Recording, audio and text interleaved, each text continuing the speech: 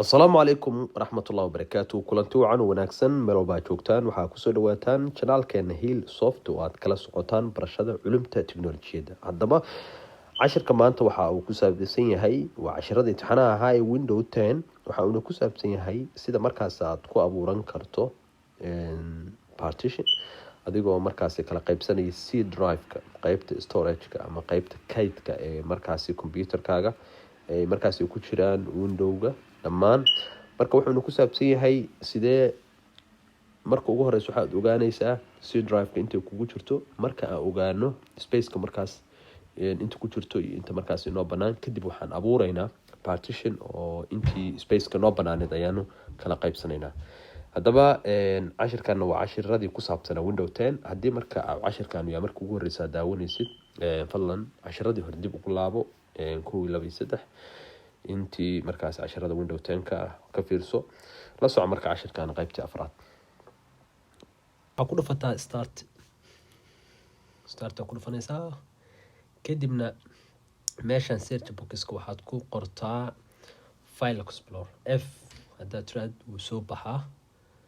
waa kana midkaas ugu horeeyo kadibna waxaad ku dhufataa file explorer ku dhufo marka aad ku dhufatid kadib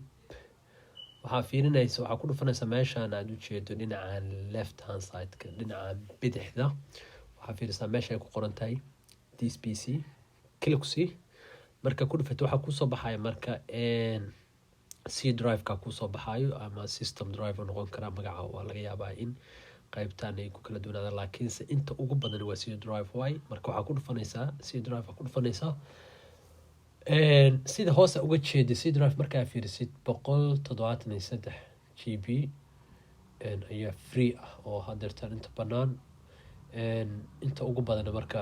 uu ku jira marka asaga dhan waxa laga yaabaa 500 oo gigabyte inuu yahay kadibna aan isticmaalnaa 464 haddii aad rabto inaad more sii ogaato right click aad ku leedahay kadibna waxaad ku dhufanaysaa properties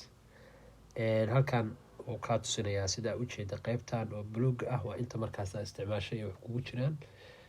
qaybta free ahna waa inta maaragtay space-kaas oo ku banaan waxaan filayaa marka inaad ogaatay marka aad ay u yar tahay inta markaas banaan marka waxaan isku dayaynaa inaan 100 GB markaas aan abuurno marka uu soo laabo qaabka aan u abuuri lahayn waxaad ku dhufanaysaa control panel casharadii hore aad ula socotay control panel qaabka lagu helo waa taqaanaa marka control panel ay ku dhufanaysaa markaad ku dhufatid kadib waxaad ku dhufanaysaa meesha ay ku qoran tahay administrative tools ku dhufanaysaa kadib markaad ku dhufatid haddana waxaad kusii dhufanaysaa meesha ay ku qoran tahay computer management markaad ku dhufatid waxaa ku soo baxayo double click ku siinaysaa waxaa ku soo baxayo computer management waxyaabaha ku jiro oo dhan marka aad fiiriso meeshan storage-ka ku qoran tahay oo ah meesha markaasi kaydka ah waxaa ku dhufanaysaa oo laga maamulo disk management ku dhufanaysaa kadib waxaa ku soo baxayo diskida markaas samaysnaa meesha waa meesha marka laga sameeyo partition-ka sida arkaysi C-ga waa C-gii ay ku jireen markaasi window ku jiray meeshaas ay ku qoran tahay allocated waxaad riixdaa right click deh meeshaas aan rabnaa insha Allah inaan ku abuurno oo blue ah right click aad ku siinaysaa kadib waxaad taabanaysaa new symbol value kadibna next ay leedahay wizard ku soo baxay meesha waxaa ka dhigaysaa hadda inta megabyte uu ku sheegaa waa inta markaasi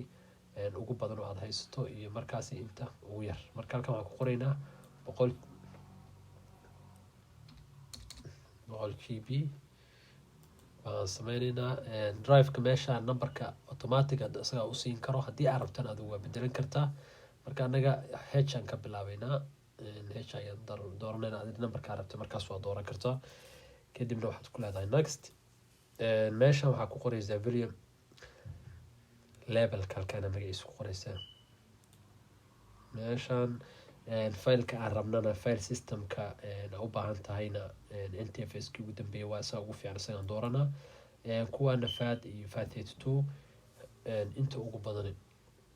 hadeertaan lama isticmaalo laakiin waa dooran kartaa ayaga laakiin midkaan waa file-ka markaas ugu dambeeyay kadibna waxaan leedahay magaca waxaan u bixinaynaa Heal ayaan u bixinaynaa kadibna waxaan leenahay Heal Soft